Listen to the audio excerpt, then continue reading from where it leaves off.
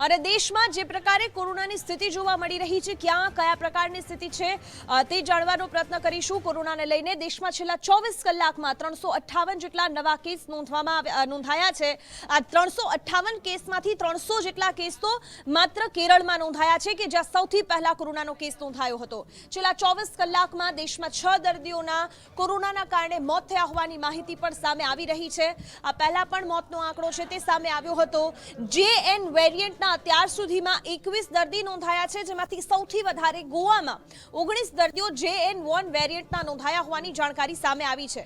કુલ કેસની સંખ્યા દેશભરમાં જોવા જઈએ તો 2669 છે। કદાચ આ આંકડો અત્યારે જ્યારે અમે કહી રહ્યા છે ત્યારે તેમાં વધારો પણ થઈ શક્યો હોય, કારણ કે જે મિનિસ્ટ્રી ઓફ હેલ્થ વિભાગે જે આ આંકડાઓ જાહેર કર્યા છે તે મુજબના આંકડાઓ છે। કેરળમાં છેલ્લા 24 કલાકમાં 300 જેટલા નવા કેસ નોંધાયા છે। કર્ણાટકમાં 13, તમિલનાડુમાં 12 અને ગુજરાતમાં 11 કેસ નોંધાયા છે। અને આ આંકડો છે તે વધી રહ્યો છે। જે પ્રકારે 24 કલાકમાં 358 કોરોનાના કેસ નોંધાયા છે। હાલ સાવચેત રહેવાનું કહેવામાં આવી રહ્યું છે। ભીડભાડવાળી જગ્યાઓ પર માસ્ક પહેરવાનું સૂચન આપવામાં આવી રહ્યું છે। આ સાથે જ જે વધારે બીમાર લોકો છે તેમને ખાસું બહાર ન જવા માટેની સૂચના આપવામાં આવી છે। શરદી, ખાંસી જેવા લક્ષણો હોય તો ભીડમાં જવું ટાળવા માટેનું કહેવામાં આવ્યું છે। આ સાથે જ થોડા વધારે બીમાર જેવું લાગે તો તાત્કાલિક ડોક્ટર પાસે જવું જોઈએ। શરદી અને ખાંસી જેવું લાગે તો કોરોનાનો ટેસ્ટ તાત્કાલિક કરાવી લેવા માટેની સૂચના પણ આપવામાં આવી છે। આ સાવચેતી આપણા માટે, આપણા પરિવાર, આપણા પાડોશી અને આપણા વિસ્તાર માટે પણ છે। 60 થી વધુ ઉંમરની વ્યક્તિઓ જાહેર પ્રસંગો કે ભીડમાં ન જાય તે માટેની પણ સૂચના છે તે આપવામાં આવી છે। સાવચેતી છે એક પ્રકારની। સગર્ભા અને સ્તનપાન કરાવતી મહિલાઓ ખાસ સાવચેતી રાખે, કારણ કે તે તેમની સાથે તેમના બાળકો માટે પણ જોખમરૂપ બની શકે છે કોરોનાના કેસ જો આવે છે તો। હવે જાણી લઈએ JN1 વાયરસ આખરે છે શું। ઓમિક્રોન સબ વેરિયન્ટ BA.2.86 નો તે વંશજ જ છે, તેમાંથી જ આ જે JN1 વાયરસ છે તે બન્યો છે। પિરાલાના નામે પણ ઓળખાય છે JN1 વાયરસ। અને JN1 વાયરસ છે તે જે આગળનો ઓમિક્રોન વેરિયન્ટ હતો, આપણે જે ત્રીજી વેવમાં જોયો હતો તેમાંથી જ બન્યો છે। ઓમિક્રોન અને JN માં માત્ર સ્પાઇક પ્રોટીનમાં બદલાવ થયો છે અને એટલા જ માટે તેની સંક્રમણની શક્તિ છે તે વધારે હોય છે।